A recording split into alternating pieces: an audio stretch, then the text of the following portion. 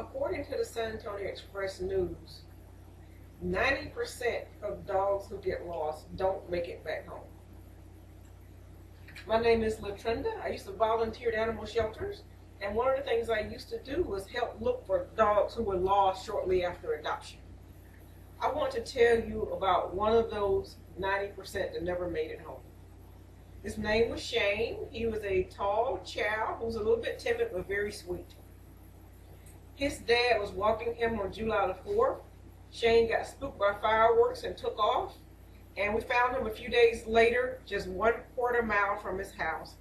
His lifeless body was laying on the side of I-10. Half his face had been eaten off. His body was riddled with maggots. As we scooped his body into the plastic trash bags, the bag started moving around like Shane was still alive, but it was all the maggots that was making the bag move. This was still easier than not knowing. Not knowing if your dog is dead or alive, not knowing if a nice family took in your dog, not knowing if your dog is somewhere injured and suffering but still alive, not knowing if your dog is being used as a bait dog, if a hoarder took him in. It's just so much better to prevent your dog from getting out so he or she won't wind up like Shane.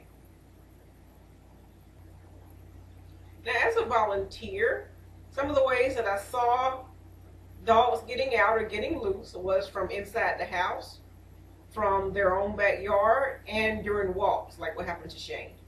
So we'll talk about these three things and how to hopefully prevent your dog from becoming lost. Dogs will bolt out of open doors. There's that surprise element of not knowing what's on the other side. There's that chance of getting out to explore. It has nothing to do with dominance or spitefulness. Just dogs want to rush to get out. Now, we can slow that down by teaching our dogs to wait, but until that behavior is fully in place, we need to make sure our dogs are not near the door when we leave the house. You can crate your dog, put your dog in another room, and have another human watch your dog as you go out the door.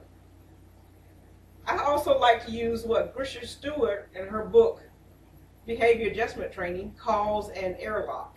Just something to block the door to slow your dog down. Here is what I use at my front door. Now, of course, my dogs can get over and around this airlock if they want to, but it definitely slows them down, and it has the added benefit of slowing me down because I have to stop and think that there might be dogs behind me.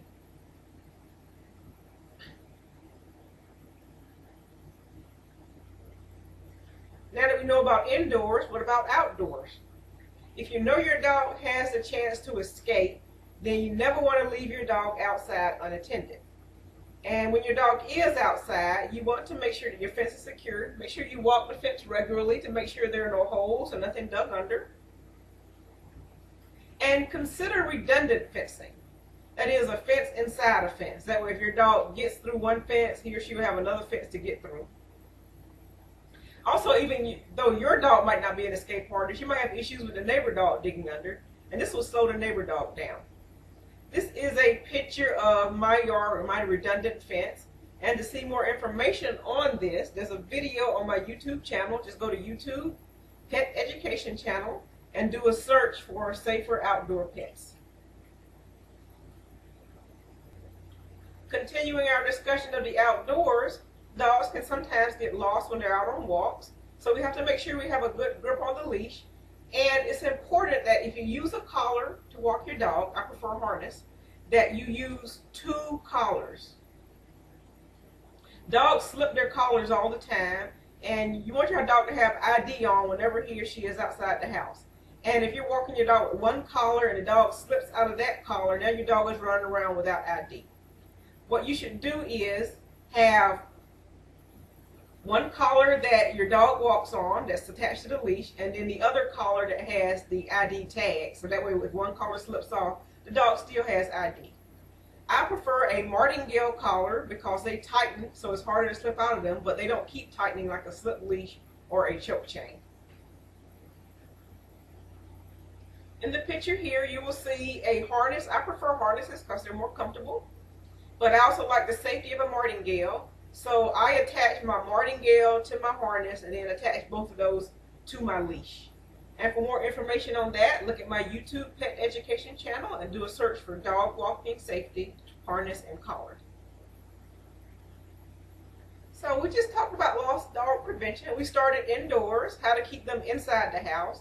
And once they're outside, we talked about how to keep them safely inside our yard. And finally, we ended with what happens outside the yard, like when we're taking our dogs on walks. I started this presentation with a very sad story, so I want to end with a more positive one. This is Will. He was one of those dogs that slipped his collar. He was at the vet's office and got afraid. He actually ran across a freeway without getting hurt, and he settled in at a business and stayed in the same place. Unfortunately, he was so scared that no one could get him, but there was one dedicated volunteer that spent 8 weeks trying to keep track of him. She was finally able to capture him in a humane trap, and by this time the original owners didn't want him anymore. The volunteer took Will in as her own, and he has been living with her and has been a great dog for several years now. For more pet education, be sure to check out our webpage, stubbypuddin.com, and please like us on Facebook, Stubby Puddin. Thank you.